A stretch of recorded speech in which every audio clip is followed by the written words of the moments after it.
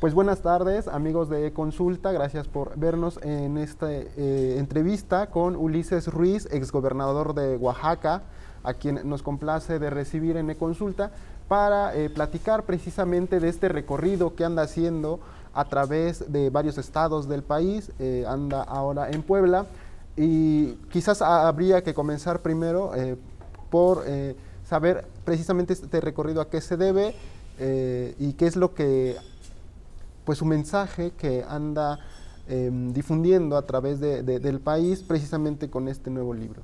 Gracias, Héctor. Vengo presentando en todas las capitales del país y lo voy a hacer recorriendo el país completo, mi libro Por el Rescate de México, que son diálogos con muchos mexicanos y mexicanas de todo el país. Lo he recorrido en diversas ocasiones en el país. Recogí muchas ideas y propuestas, las ordené y surgió el libro de Por el Rescate de México.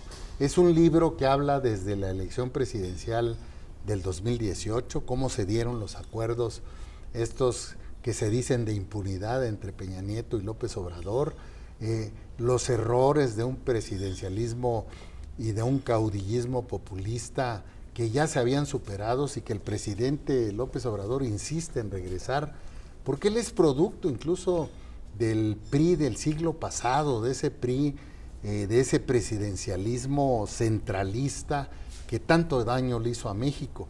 Este libro no tiene la verdad absoluta, tiene solo algunas propuestas que vamos a ir enriqueciendo en nuestros recorridos por el país para que yo soy partidario de un frente nacional, pero no solo de los partidos políticos, no solo del PRI, del PAN, del PRD, y ojalá se integre Movimiento Ciudadano.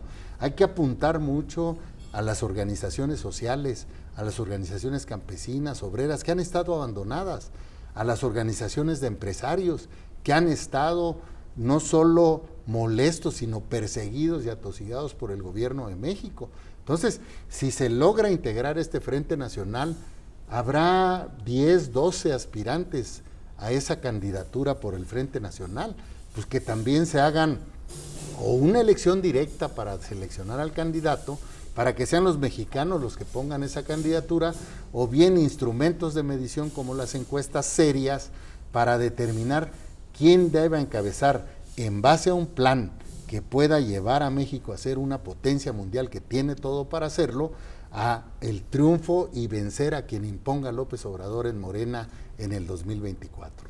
De este frente que habla, es algo que ya se había propuesto en 2018, se trabajó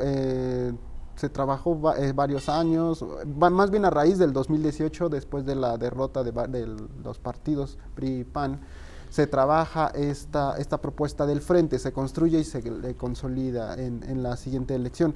Pero no ha funcionado, estamos de acuerdo en que el PRI, el PAN y el PRD, aunque se juntaron, no lograron consolidar una verdadera alianza, tanto nacional como a nivel local, y no obtuvieron los resultados que se esperaban, no obtuvieron prácticamente lo mismo que obtuvieron cuando competían solitos. ¿Por qué ahora proponer otro frente si el que ya se propuso no funcionó? Dio resultado en parte. Hoy, si tú ves las encuestas y se genera un frente nacional, prácticamente está empatada la elección y con muchas posibilidades de ganarse si quien encabece esa coalición o frente nacional surge realmente de estudios serios, quien más tenga el posicionamiento para vencer al candidato que imponga López Obrador, primero. Segundo, tienes que corregir los errores que se cometieron. Las listas plurinominales y muchas de las candidaturas debieron haber reflejado agentes de la sociedad, agentes que representan una parte importante del país, y no se vieron así. En el caso del PRI pusieron a familiares, a prestanombres, se repartieron las plurinominales en quienes hoy tienen secuestrado al PRI, y ahí hubiéramos querido ver expresiones que sí tienen representación nacional, porque es un frente nacional para detener la destrucción y la caída de México que está encabezando el presidente de México. No es un frente nacional que va a seguir después del 24, porque cada organización política tiene que reformarse, tiene que replantearse su presencia a nivel nacional. Por eso yo he insistido incluso en la refundación del PRI, en que el PRI se vuelva un partido de oposición, en que el PRI abra todos sus procesos, desde la presidencia de México, gubernaturas, diputaciones locales, federales, senadurías, presidencias municipales, plurinominales que se elijan entre las mujeres y los hombres para que lleguen quienes representan y tienen el respaldo popular. Si no te democratizas y sigues imponiendo, vas a perder las elecciones. Y una propuesta de nación, porque no solo es criticar la política y la caída del país que está representando el regreso de más de 50 años que representa López Obrador. ¿Qué vamos a hacer con este país en materia de seguridad, en materia económica, en materia de combate a la pandemia, en materia de federalismo fiscal, en materia de desarrollo social? Una propuesta para convencer a los mexicanos. Y si los partidos de oposición no hacen sus reformas, pues poco van a servir para una alianza. Pero bueno, apostémosle en positivo. Ahí está el planteamiento. Se acaban de reunir los de Va por México y hacen un planteamiento que a mí me parece correcto. Y hay que caminar el país. Sobre todo, hay que hablar mucho con la sociedad, porque también se prevén las candidaturas ciudadanas si las fuerzas políticas privilegian los intereses de los dirigentes de los partidos. Y estoy hablando de candidaturas ciudadanas en todos los niveles: presidencias municipales, diputaciones, congresos locales, federal, senadurías, gubernaturas y la propia presidencia de México. Por eso vamos a hacer el recorrido y vamos a sumarnos. Yo te repito, estoy en la total simpatía de un frente nacional para detener la destrucción del país que encabeza López Obrador, con quien mejor esté posicionado en el país, con un proyecto de nación que se construya en estos próximos año y medio para transformar a México en una potencia mundial.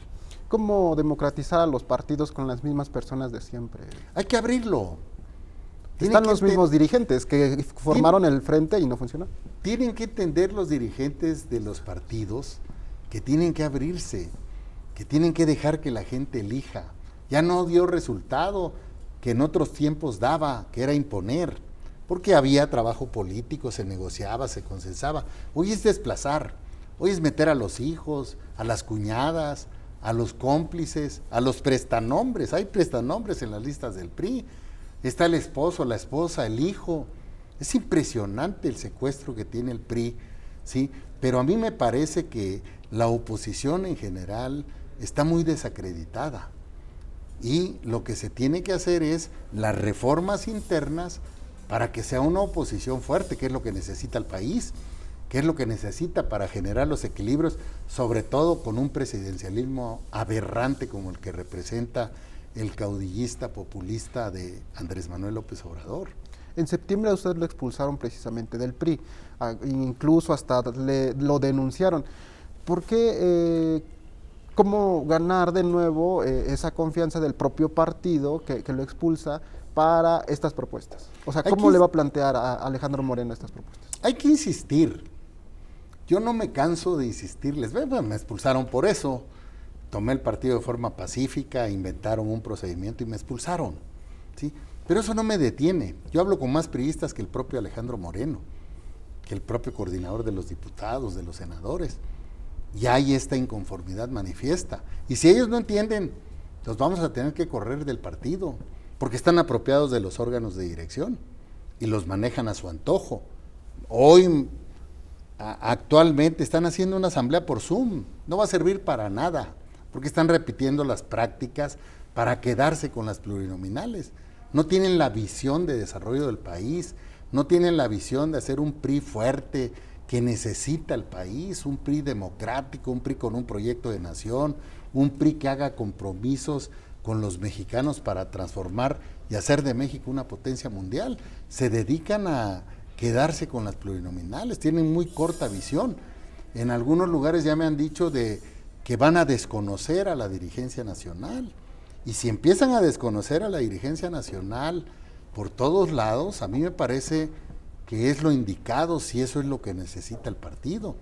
Y que también, si están cooptados, si los tienen agarrados por los desvíos de recursos que se señalan en Campeche, en Coahuila, por parte de Moreira, en Gobernación, en Oaxaca, pues que los castiguen, porque ellos están tratando de salvar su pellejo, no de hacer una fuerza política nacional que transforme el país. Entonces hay que seguir insistiendo, no hay que cansarse, cuesta trabajo, yo lo sé, romper inercias, hacer cambios, siempre cuesta trabajo, pero no hay nada imposible que no se pueda realizar. ¿Y qué le han dicho a los priistas de Puebla?